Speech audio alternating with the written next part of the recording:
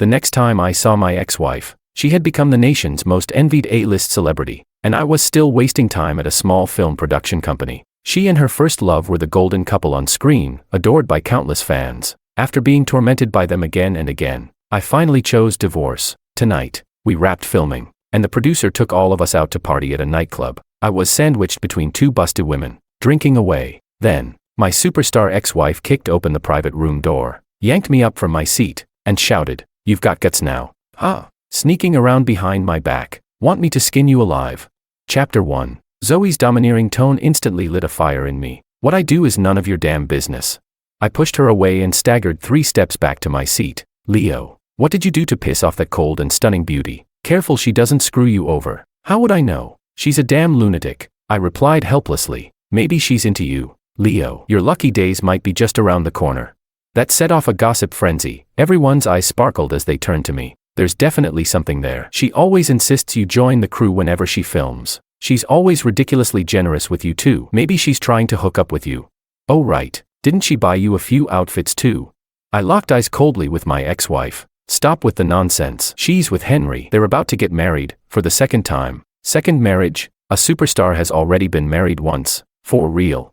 I no longer joined in their chatter. I stood and pushed Zoe aside. "I've got stuff to do. If you want to drink, there are plenty of guys here who'd be happy to keep you company. Goodbye, superstar." Chapter 2. I always thought I still had feelings for my ex-wife, but tonight, that overly flawless face of hers did nothing for me. The men who once bent over backward for her had already drowned in that doomed marriage. We'd had a secret marriage that lasted 7 years, but we couldn't survive the infamous 7-year itch. The breaking point was our 3rd wedding anniversary. That night, she hosted a live-streaming gala to celebrate her first love's return to showbiz. Stars filled the stage. Half the entertainment industry witnessed their sweet, perfect love. On the stream, the two of them flirted and slow danced cheek to cheek, as if they were soulmates. Fans screamed from behind their screens, demanding they become a real couple. "Zoe, you've made me believe in love again." God, the way they looked at each other, so sweet it hurts. Be together, be together. Finally, the world feels complete. On one side, a dazzling, earth-shaking love story. On the other, I was at home with a fever, taking care of our 3-year-old daughter. The glitz, the noise, the fairy tale romance, none of it had anything to do with me. What I cared about most was how she claimed to be busy with work while whispering sweet nothings to him. I thought I'd grown numb, but my eyes still turned red. My daughter saw my flushed cheeks and gently handed me fever medicine. "Daddy, take this and the fever will go away." I swallowed the bitter pill. Just then, the sound of high heels echoed outside the door. "Daddy, Mommy's back." She ran to open the door, only to return with her head down. "It's not Mommy." "Daddy, is Mommy not coming back because I've been naughty?" It felt like someone had punched me in the chest. I hugged my soft little girl close. I couldn't bear to tell her the truth, that her mom never even wanted her. When Zoe got pregnant unexpectedly, she insisted on an abortion. Even when I begged her with my life, it didn't matter. It wasn't until the doctor warned that her uterine lining was too thin, one more abortion and she'd never be a mother again, that she grudgingly gave birth. But to preserve her figure, she never breastfed. Not once did she hold our daughter. She treated her like an enemy, as if our daughter had ruined her pure and innocent, girl-next-door image. "Mommy's just busy. From now on, Daddy will be with you all the time." "Okay." My daughter clasped my hand tightly. "Okay, Daddy, we're the glue squad. You go, I go. Pinky swear." Maybe it's time we really left. My girl and I didn't want to be shadows anymore. After putting her to bed, I stepped out onto the balcony with my phone. Memories flashed through my mind. When did it all start? Maybe it never ended. I just kept lying to myself that it had, so I could survive. God, I'm so stupid it hurts. Chapter 3. I dialed the number. On the other end, it was that same sarcastic ringtone. "Thank you for once lying to me so sincerely." Over and over again, until I was in tears. Only then did the call finally connect. In my ear came her ever-cold voice. "What is it?" I wanted to boldly demand a divorce, but what came out instead was, "What are you up to?" "Working." The answer was always the same. She didn't even bother to make up an excuse anymore. Even as the laughter of her first love, Henry, echoed in the background. I cursed myself for being pathetic, knowing everything yet still choosing to humiliate myself. "Zoe, let's get divorced tomorrow at 9. Civil Affairs Bureau." She paused for a second, clearly growing impatient. "Is this supposed to be funny? I'll bring a blank divorce agreement. Fill it in however you want. I only want custody of our daughter." For the first time, I hung up on her. My tears were swept away by the wind. After a while, I started packing my things. Other than my daughter, I could leave everything else behind. Let the past drift away with the wind. But as I packed, I realized some things were truly an eyesore. Our home was full of reminders of how much I loved her. Matching parent-child outfits, couples' clothes, couples' watches, mugs for two, most never used because she never cooperated. Whether someone loves you or not, it really shows. Too bad I must have been blind all these years. In our only photo together, she looked aloof and distant, while I was all smiles, like I was pressing a warm face against a cold butt. The gap between us was like a barber's straight razor, always burning hot on my side, freezing cold on hers. When I woke up the next day, I felt lighter than ever before. So this is what letting go feels like, a form of self-salvation. After dropping my daughter off at kindergarten, I headed straight to the Civil Affairs Bureau. While waiting for Zoe, I saw a new post from her first love, Henry. It was filled with celebrities, champagne, fresh flowers, interlocked fingers, and an eye-catching kiss mark. The caption read, "Loving you means wanting to give you the whole world." I looked at it twice and then let it go. I had thought I'd be furious, but it turned out letting go brought peace. The pain I felt was only for the years I had once loved. Henry even sent the post to me privately, as if he was afraid I wouldn't see his happiness. I sat at the Civil Affairs Bureau like a fool the whole day, but Zoe never showed. Even when security came to ask me to leave, I stayed, stubbornly redialing the number that would never be answered. The guard tried to comfort me. "If she's not coming, maybe she doesn't want a divorce. Go home. Try to work it out." I shook my head. "She doesn't even come home. Who am I supposed to work it out with?" The guard looked at me sympathetically and silently handed me a brochure on the legal divorce process. Leaving the bureau, I rushed to buy some daily necessities and returned to my small apartment. After quickly tidying up, I went to pick up my daughter from school. She loved the place. She said it felt more like a home. She was right. A home doesn't have to be big. A place filled with love, that's what a home is. Not some big cold house. That night, after reading her a bedtime story, I finally got a call from Zoe. "Why aren't you two home yet?" "Not home. Didn't you just get back yourself?" I'd forgotten. She never really cared about the house. It made sense she didn't even notice we were gone. Before I could answer, she added, "I brought you a gift. Come back quick." I cut her off. "So busy you couldn't spare time to get divorced?" "Divorce? What are you talking about?" "I waited at the Civil Affairs Bureau all day. If you don't show up again, I'll file a lawsuit." "Leo, what's gotten into you? Why divorce? Things are fine." I laughed, furious at her shamelessness. "Why couldn't we part peacefully? You already live-streamed your love life to the world. Might as well make it official. We're not petty people." I hung up on her a second time. Damn, that felt good. "We're divorcing. No need to waste more words." Just as I was organizing my daughter's little backpack, the doorbell rang. This late, could it be her? Sure enough, Zoe opened the door and walked right in. She wore a tight long dress, her figure stunning, wavy hair, a pink delicate face. She was undeniably beautiful. If not for her cold aura and eyes that looked ready to kill, she'd be a perfect goddess. Back when I was a simp, one glare from her would make my knees go weak. Whatever she said, I obeyed without question. She was my Empress Dowager. I never dared defy her. But now, stripped of love's illusion, she'd fallen from my heaven straight into the ordinary. Turns out being love-brained is a sickness, one that really needs curing. Her barging in reminded me I needed to change the locks. Tomorrow. First thing, Chapter 4. The slave was ready to rise, starting with no longer believing in love. Zoe walked toward me step by step, the scent of gardenias drifting into my nose. Rage surged in me. That wasn't her perfume. That was the scent of her precious brother Henry. If I asked, she'd definitely say it accidentally rubbed off on her and accuse me of being paranoid. She coldly handed me a card. "Go buy yourself a wedding anniversary gift." This was her usual way of apologizing. Every time she pissed me off, she'd toss me a card, as if I were some boy toy she was financially supporting, and money could fix everything. Maybe she'd never even noticed there were already stacks of these cards in the house. I pushed the card away and took out the divorce papers, handing them to her. Seeing that I didn't gratefully accept her generosity, she must have mocked me inside. "Can't even take the easy way out, huh? I don't want a cent of your money. I just want custody of our daughter." I didn't understand what she was stalling for. Shouldn't she be happy to get rid of us two burdens? She'd always felt that marrying me ruined her chance at becoming a celebrity, that I had seduced her away from her big break. Letting go should be doing her a favor, shouldn't it? I handed her a pen, hoping she'd sign quickly. Zoe threw the pen down and snapped. "All this fuss just because I helped Henry plan a comeback party? Damn right it's a fuss. Then why are you acting crazy? What does our divorce have to do with you throwing a party for him?" Zoe stared at me, utterly baffled. She couldn't believe I dared speak to her like this. "You're just jealous of Henry. You watched last night's live stream, didn't you?" "I have a clear conscience. That's why I streamed it. It's not like I'm leaving you out, but what's the point of forcing yourself into a social circle where you don't belong?"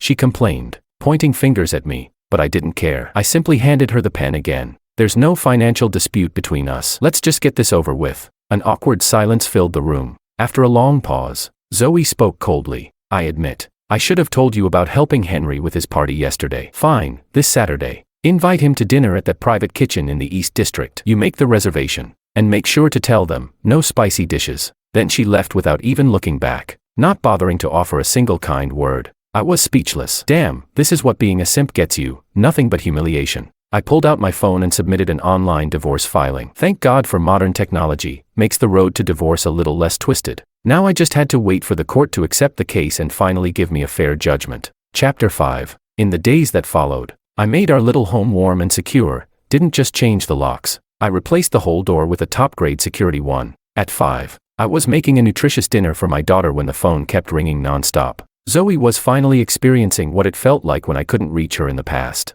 I put the phone on silent and continued cooking dinner with love. After a cozy meal with my daughter, I saw my phone screen still flashing, and couldn't help but laugh bitterly at the irony. When I finally answered, an angry voice exploded on the other end. Leonardo, where the hell are you? At home. Why didn't you reserve the restaurant? Are you seriously this unreliable? Whatever. Just get over here. Don't make us wait, or you'll regret it. She hung up in fury. I almost laughed. Let's see who really ends up regretting it. I picked up the divorce agreement, might as well meet them. If she signs, we can finally speed this up. Before leaving, I asked my daughter again if she'd be too sad without her mom. After all, a mother's love is something no one can truly replace. But my daughter just giggled and teased me. I don't need a mommy. Having a daddy who loves me is enough. The one who couldn't let go of mommy was you. Daddy, we need to be strong and love ourselves. From now on, we'll only love people who love us. See, my own child understood life better than I ever did. After settling her in, I drove to the private dining restaurant. When I opened the private room, everyone was hooting and cheering. The atmosphere was thick with flirtation. The moment they saw me, silence fell. Henry and Zoe were drinking a cross-cup toast, clinging to each other like conjoined twins. The radiant smile on her face was one I had never seen before. Zoe's best friend Rita quickly got up and called for an extra set of utensils. Oh wow, Leo, didn't expect you to actually come. Sorry for the oversight. The way she said it, I sounded like some unwanted extra. Everyone gave me that smug, judgmental look. Zoe said nothing, holding her glass. Henry offered fake explanations, but his eyes were full of smug provocation. We're just joking around. Don't take it seriously. I calmly took a seat. Sure enough, not a single dish had chili in it. My heart sank. Rita kept the party lively, acting as though I wasn't even there. After everyone had eaten their fill, Rita looked at me with a mocking grin. Leo, did you save the universe in a past life or something? How else did you land our stunning Zoe? The crowd jumped in. Exactly. Such a goddess. You're lucky she even married you. Should have worshipped her. Women need to be spoiled. The more spoiled, the stronger they become. Men shouldn't be spoiled, do it too much, and they turn into assholes.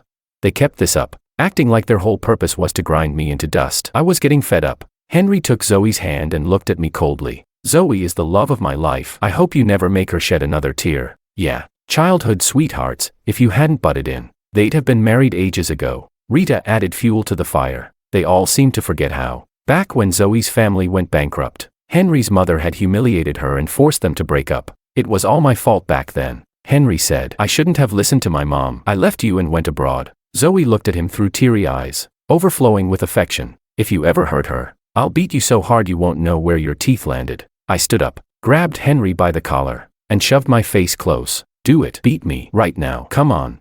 Henry tried to break free, pushing too hard and slamming himself into the edge of the table. Zoe rushed over to help him, shooting me a death glare. Leonardo, are you insane? Apologize to Henry right now.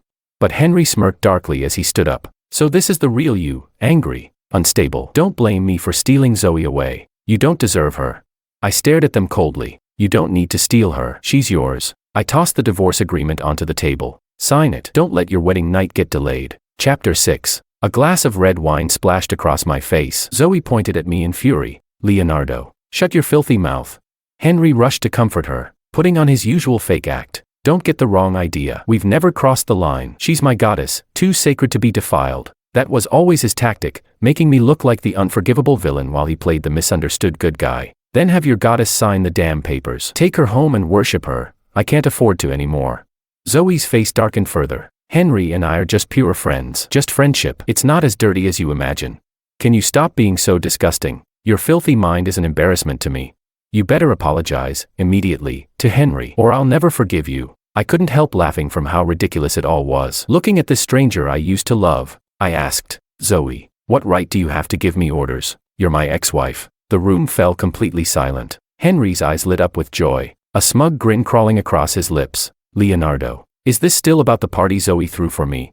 He said it on purpose, to remind me I could never compete with him. If that's what this is about, then sure, I apologize. Zoe just wanted to help connect me with new resources. Win-win. It just slipped her mind that it was your wedding anniversary that day. Zoe sat there, pretending to be the wronged one, barely able to contain her rage. Leonardo, stop it already. You always wave divorce around like it's a threat. Henry already apologized. Why are you still being so ungrateful? Yeah, can't even take a joke. People like you, not in our circle, just don't get it, no perspective. Everyone started chiming in like I was the problem. I tossed the divorce papers onto the table and turned to leave. Leonardo, you stop right there. You weren't even home on our 3rd anniversary. What right do you have to judge me? You just want money. Haven't I given you enough over the years? I had just stepped out of the room when I heard that, and nearly stumbled backward from the rage. Behind me came a chorus of mocking laughter. Then Henry pulled out a check, waving it toward me. If it's something money can fix, then it's not a real problem. Here, write in any number you want. Just apologize to Zoe. I turned to stare at this absurd pair. I genuinely didn't understand their bizarre logic. Save your money to burn as spirit cash for yourselves in the afterlife, so you don't show up broke in hell. With that, I walked away, straight into the cold northern wind. I didn't get it. Wouldn't signing the divorce make everything official between them? A clean break, that's what she always said she wanted. Why was Zoe still dragging this out? Before I came tonight, I thought she'd be happy to sign, that she'd want to finally go public with their relationship. Then I'd get mocked and humiliated by her friends. Everyone would cheer for the beautiful flower finally breaking free from the cow dung. Henry would win the girl. Everyone would be happy. All it takes is a signature, and we'd both be free. It wasn't until the cold wind had blown away every ounce of delusion in my head that I got back into my car. That's when I saw Henry had sent me more photos. Pictures of them toasting sweetly, holding hands romantically, cuddling intimately. Henry looked down at her like she was some rare treasure in his arms. If you won't cherish her, let go, so I can love her. I scoffed as I stared at the images. So this is what it looks like when you don't even bother hiding it anymore. Chapter 7. Over the next month, I took my daughter to court several times. After submitting all the required documents, the divorce decree was finally issued. From that moment on, my daughter and I were free. No more waiting every day, hoping she'd come home. No more walking on eggshells, terrified of triggering her temper. No more spiraling into despair whenever she flaunted her love with Henry. I was so happy. I took my daughter out to celebrate. We went to the amusement park she had always wanted to visit. We had junk food she was never allowed to eat. I even bought her the bright Barbie pink outfit she always said she hated. Late that night, I carried my sleeping daughter home. The moment we stepped out of the elevator, she startled me. Zoe, slumped drunkenly at our door, pitiful and glassy-eyed. She quickly got up, smoothing down her clothes. What are you doing here? She lowered her head, looking fragile and pitiful, caught off guard by how much my tone had changed. Why'd you change the locks without telling me the code? Excuse me, this is my home, not yours anymore. Got it? She blinked those wide, innocent eyes at me like I was the one hurting her. I carried my daughter inside, stepping around her. She followed behind like a little shadow. I tucked my daughter into bed while Zoe wandered into the room, curious. When she saw the peaceful, sleeping face of the daughter she had never really held, never really kissed, she froze in a trance. We're divorced now. You shouldn't be here. If the paparazzi catch this, it won't look good. I used the one thing she used to care most about to hit her where it hurt. She hadn't expected the tables to turn so fast. Furious, she stormed out of the bedroom. She pulled out several credit cards from her purse and tossed them on the coffee table. What's this? You think I didn't earn that money myself from acting? Not at all. I've got enough of my own. Keep them. Use them for your dowry. Her face twisted with rage. So now you're rejecting my money? What? Are you rejecting me too? I told you before, it was all hype between me and him. Why can't you believe me? We're already divorced. What you do from now on has nothing to do with me. I don't agree to this divorce. Ridiculous. Did she think I was joking? Divorce isn't a game. It's not make-believe for kids. Whether you agree or not, the court already ruled. We're over. Legally and completely. She stared at me, devastated. Suddenly, my phone began buzzing non-stop with new messages. I picked it up, of course. Henry again. More of their intimate photos. Cuddling, cheek to cheek, gazing into each other's eyes, smiling. Zoe snatched the phone from me and scrolled through, recognizing the familiar set of photos Henry had sent before. She stared at them in disbelief, again and again, until she confirmed the sender was really Henry's account. So that's how it was. No wonder. Leo. Henry and I. You two are fine. I believe you. Okay. No need to explain. Zoe finally dropped her cold, aloof act. She broke into tears and ran out. I watched her figure disappear down the corridor and instinctively wanted to chase after her. After all, she was the only woman I'd ever truly loved in the first half of my life. She was the flesh of my heart, even if torn away. The blood still flows, slowly, and now, I look forward to the day the wound finally heals. Chapter 8. For the next full 2 years, aside from seeing her on TV, she never appeared before us again. Yet the child support always arrived, large sums, without delay. Time is a beautiful thing. It lets you forget anyone you once wished you could forget. Until one day, I didn't find my daughter at kindergarten, and to my surprise, I learned she had returned. I'm her mother too. I have visitation rights. I was frustrated by her acting on her own, but what could I do? She was the biological mom. Watching her awkwardly try to win our daughter over, I couldn't help but feel sad for her. You gave birth to her, never loved her, and now you think you can just start over. The clothes she bought were too small, the shoes didn't fit. When my daughter saw me, she ran straight into my arms. Daddy, is she really my mom? Zoe's eyes welled up as if I had hurt her. Kids forget things easily, don't take it personally. Honey, she's your mom, don't you remember? No, Daddy, she's a movie star, not mommy. I saw her on TV. Zoe froze in embarrassment. The whole world knew her name, except her own daughter. A bad feeling stirred in my gut. She's not back to fight me for custody, is she? For a moment, I had the insane urge to take my daughter and disappear. Forget it. Let fate decide. The next day at work, I got hit with the worst news. The famous actress Zoe had signed a contract with our company. Her only condition. I had to be her personal assistant. I was stunned. What the hell kind of stunt was this? Somebody help me. What kind of twisted joke was this? Yesterday she shows up to see our daughter. Today she becomes my boss. Tomorrow, is she going to show up with Henry to flaunt their love in my face?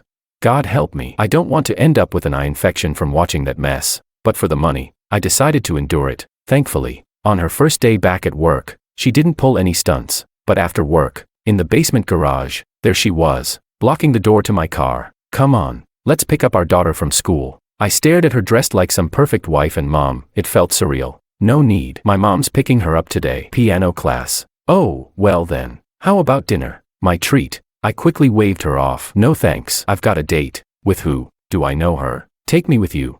She looked at me with hopeful eyes. I slammed the car door shut. It's a woman. It's not appropriate. I hit the gas and drove out of the garage, heart full of mixed emotions. If only she had chosen differently back then. Maybe I really should start a new life. Because, to be honest, I was afraid of her. The tree wanted peace. But the wind wouldn't stop. And if the wind won't stop, it's got a plan. I had thought, maybe, if she ever looked back, I'd give in for our daughter, give her a complete family. But I finally realized, Zoe would never belong to any man. She only used men as stepping stones, to climb higher, to see farther. And me?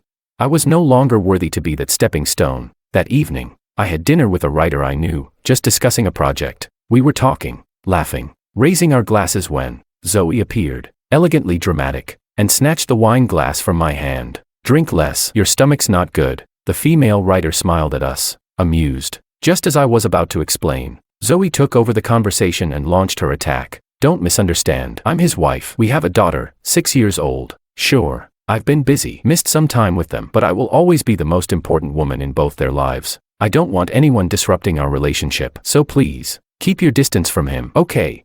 The writer smiled sweetly, arching an eyebrow as she responded. Well, wow, big celebrity. Aren't you with Henry? The whole internet knows. Also, you two are divorced. I've even seen the divorce certificate. So whatever's going on between me and Leo, kinda none of your business now, is it? Right, sweetheart.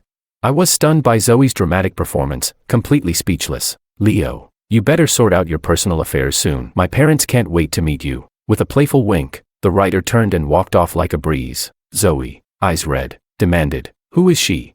You heard her, my girlfriend, the kind I'm talking marriage with. I turned to leave, but she mistakenly thought I was going after the other woman. She grabbed me and threw herself into my arms, refusing to let go. Leo, I came today to apologize. I was wrong. Let's get back together. I didn't hesitate. I gently pushed her away and kept a respectful distance. What's wrong? Didn't you already land yourself that perfect, national husband? No. I was never really with Henry. It was all a PR thing. We were just a screen couple. I was just playing along. He was nice to me because he wanted access to my connections, to climb higher using me. He's nothing but a gold-digging bottom feeder. He even asked me to entertain those disgusting old men. Stop, that has nothing to do with me anymore. Her tears flowed freely. She looked at me as if I had betrayed her. Honey, you don't understand how brutal the entertainment industry is. I'm tired. Please, give me a chance to come home. I'm begging you, let's remarry. I want to be with you and our daughter again. I looked at her, so delicate, so fragile, like a pitiful little white flower, but I no longer felt the urge to protect her. Turns out, once your heart is shattered beyond repair, the scars never really fade. I pried her fingers off the hem of my coat and walked away without looking back. On the way home, I got a message from the writer. She said if I ever needed a human shield, she'd be there. She also mentioned how the Zoe and Henry scandal had been plastered all over the country, how she felt bad for me. Finally, she teased, "Guess you're so used to flawless goddesses, you probably can't stand us normal mortal girls anymore." I laughed and shook my head. Maybe getting married, divorced, and remarried again is all just one big mistake. Maybe living with my daughter alone is not such a bad idea after all. Chapter 9. Time flew by again. After I handed out another round of paychecks, big news broke at the company. We were heading to an island to shoot a film. The lead actress, Zoe, and of course, she specifically requested that I go with her. She had me prepare countless sets of sexy lingerie and provocative swimwear. On the first night after we arrived, she insisted I help her pick outfits. Staring at her voluptuous figure, I almost turned and ran for my life. She only needed a few words to freeze me in place. "I'll dock your pay." People say looking at a beautiful woman is a kind of pleasure, but at that moment, it felt like torture. My cold, glamorous ex-wife, changing into one revealing outfit after another. Sultry, seductive, unstoppable. My sanity felt like it was being peeled away, layer by layer. Her eyes were like hooks, slowly tearing at me. Am I beautiful? Beautiful, devastatingly beautiful. Let's remarry. From now on, I'll belong only to you. Maybe it was my lingering fear of marriage, but those words yanked me right out of temptation and slammed me back into reality. I firmly shook my head. No, we can't go back. I know I messed up. Can't you give me another chance? As she said that, she slowly took off everything. A wave of dizziness surged through me. I wanted to run, but my feet were stuck to the ground. Just as her lips moved in to meet mine, I turned my head away. Crystal clear tears slipped down her pale cheeks. Why does one mistake deserve a lifetime sentence? I shoved her makeup mirror off the table. The glass shattered into a spiderweb of cracks. She stood there, unsteady, vulnerable. I picked up a robe and gently draped it over her shoulders, then quietly walked out. As I closed the door behind me, I looked across the hallway. There was a window. Outside, the moon was bright and full. It lit the path ahead of me.